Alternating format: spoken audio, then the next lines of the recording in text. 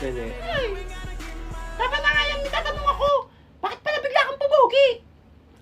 Sige, dahil malakas ka sa akin, sabihin ko na. Tandaan mo nung field trip natin, naiwan ako ng bus.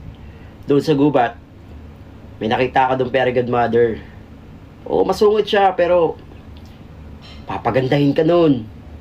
Gusto ko rin kasi gumanda. Kahit naman di ka magpaganda eh, maganda ka na sa paningin ko, nene.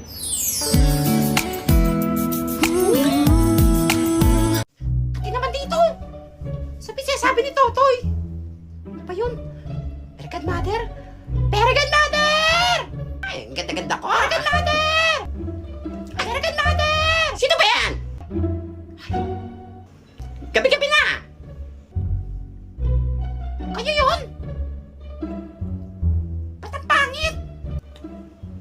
Aba, bastos ng bata ka! Kailangan mo! Sorry po, hindi. Pwede niyo po ba akong pagandahin? Ay, isa na namang pangit. Ay, pangit. Maawa na po kayo. Gusto ko pa maging maganda. O, sige na, o, sige na. O, pumikit ka. Ikaw po. Ay, sige po. Ay, ba't ang daming pangit sa mundo? Batang to, papangit. Ah, pikabo. Pikabo. Papangitin nyo to. Ay, papangitin. Pangit na pala.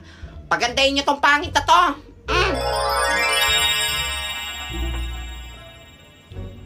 Ay! Bakit parang mas maganda ka na sa akin? Ito po ba? Salamat po. Ganda mo na!